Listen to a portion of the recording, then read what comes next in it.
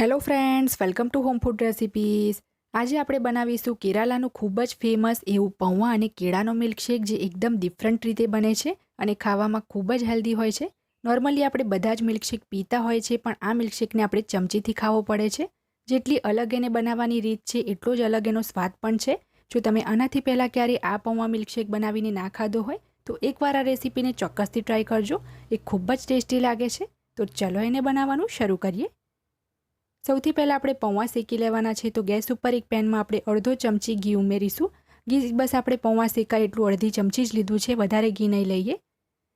તો ઘી આ રીતે પીગાળીને બરાબર આપણે ગરમ થવા દઈશું.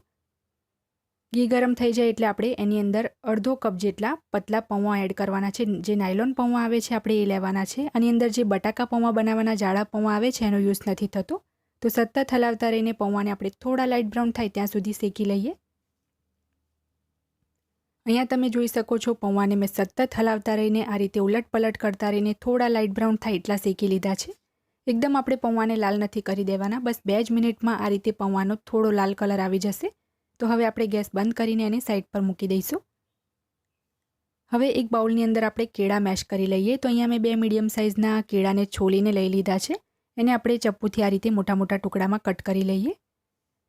આ મિલ્કશેકમાં આપણે એકદમ પાકેલા મીઠા કેળા હોય એવા જ લેવાના છે.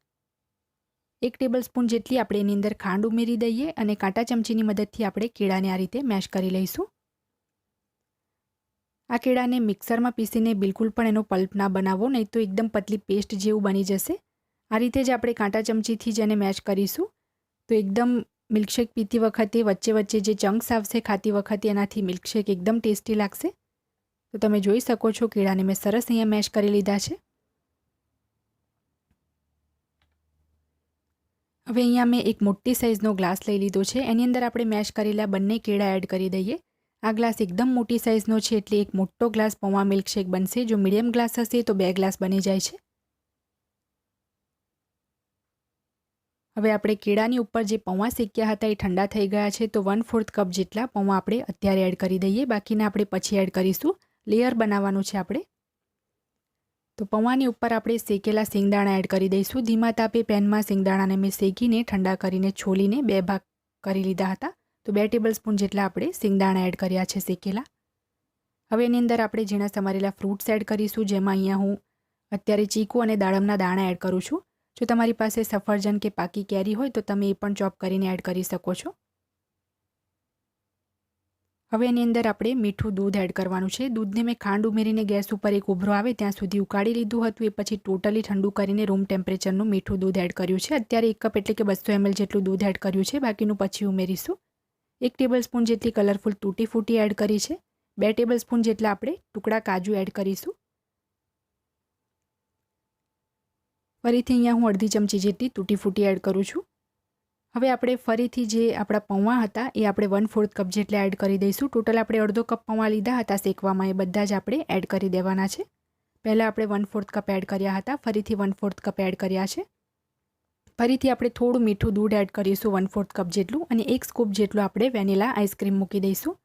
તમે કોઈ પણ તમારી મનપસંદ ફ્લેવરનો આઈસ્ક્રીમ યુઝ કરી શકો છો. મારી પાસે વેનીલા હતો તો એ મેં 1 સ્કૂપ જેટલો એડ કર્યો છે. હવે આપણે આને ગાર્નિશ કરવા માટે ઝીણી સમારેલી બદામ, ઝીણા સમારેલા પિસ્તા, થોડી તૂટી ફૂટી અને એક ચેરી મૂકી દઈશું.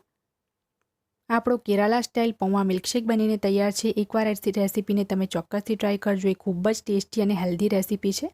જો તમને મારો આજની આ કેરાલા મિલ્કશેકની રેસીપી પસંદ આવી હોય તો મારા વિડીયોને લાઇક કરી, શેર કરી, ચેનલને સબસ્ક્રાઇબ કરવાનું બિલકુલ ના ભૂલતા. સબસ્ક્રાઇબ બટનની બાજુમાં જે બેલ આઇકન છે એને પણ દબાવજો, જેથી તમને મારા દરેક નવા વિડીયોની નોટિફિકેશન મળતી રહે. અને જો તમારે મારી આ જ રેસીપી હિન્દીમાં જોવી હોય તો મારી હિન્દી ચેનલ ઉપર જઈને જોઈ શકો છો, જેની લિંક મેં વિડીયોની નીચે ડિસ્ક્રિપ્શન બોક્સમાં આપી છે. તો મળીએ નેક્સ્ટ વિડીયોમાં. ત્યાં સુધી આવજો.